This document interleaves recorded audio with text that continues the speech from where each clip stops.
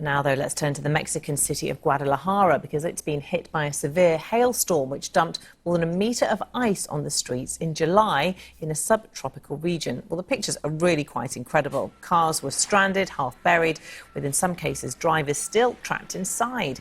The authorities say almost 500 houses were damaged. Mexican troops have been deployed to help residents. Well, Ben Rich is a meteorologist and BBC weather presenter and is with me now. Ben, welcome. Wow, these pictures are incredible. Where have these hailstorms come from? Yeah, the pictures are incredible. In the intro there, you mentioned that this has happened in July, and I think a lot of people are surprised that in summer weather, in hot weather, we're seeing a hailstorm like this. Well, the reality is actually hail is more likely and is likely to be bigger, and there's likely to be more of it in the summer months, because one of the ingredients we need to make hail is a bit of energy, a bit of heat. So you heat up the air at the surface, that hot air rises, it cools, that squeezes out water droplets, but also ice crystals, ice particles. And in a cloud that's called a cumulonimbus cloud, it's the same cloud that gives thunderstorms. You get big updrafts and downdrafts, the wind's blowing up and down in the cloud, those ice particles gather together, they grow in size, and eventually what you get is a hailstone, and eventually gravity takes over, that falls to the ground, and that is what we've seen here. But of this size and of this depth, I mean, you don't get to see that in most parts of the UK in winter. No, absolutely. And, you know, we have seen scenes like this before. There was an event like this in Devon in the southwest of the UK back in 2008, I believe, but not quite on this scale. We've been looking at the pictures in the Weather Centre this morning, as you can imagine, trying to work out what's been going on here. And it looks to us, this happened in the middle of the night, so there aren't that many eyewitness accounts. But the pictures make it look like the hail is actually quite small.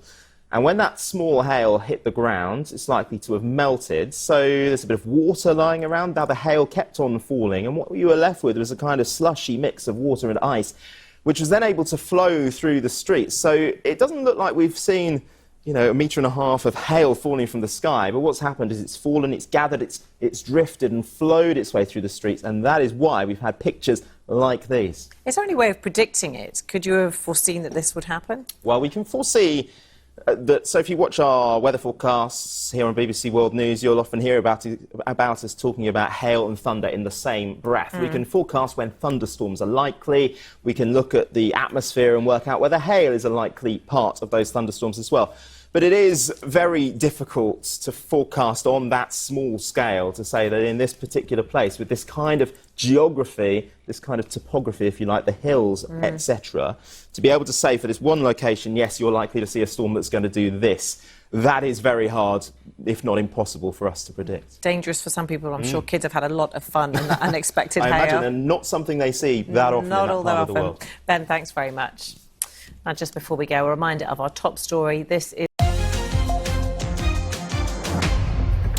Wimbledon starts today, a fortnight of tennis featuring some of the biggest names in the sport. And guess what? It is not raining yet.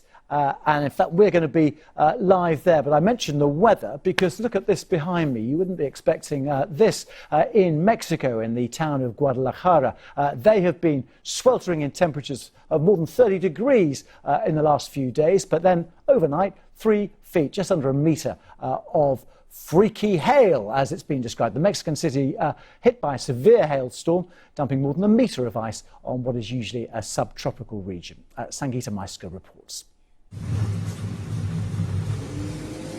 Breaking through ice packed 2 meters deep, industrial diggers lead the clear-up operation in Guadalajara. A freak hailstorm has left parts of the city, which is one of Mexico's most populous, paralyzed. From the sky, a white sheet appears to have settled across the landscape, encasing hundreds of cars. Their drivers use garden spades to prise them out. Meanwhile, families bring children to clamber over the temporary terrain that's caused curiosity and frustration in equal measure. The city had until now been experiencing temperatures of 30 degrees Celsius. So what's caused the hailstorm? Hail in Mexico is not unusual. Hail in hot parts of the world is not unusual. In fact, heat is one of the ingredients you need to develop the big towering cumulonimbus clouds with ice crystals moving up and down, joining together, growing in size, and then falling out of the cloud as hail. But obviously, this much hail in a short space of time, that is quite unusual. Though Guadalajara's main highways have largely reopened, it could be days before this city of 5 million people is entirely back on the move. In the meantime, authorities say it is a miracle that no one has been injured. Sangeeta Maiska, BBC News.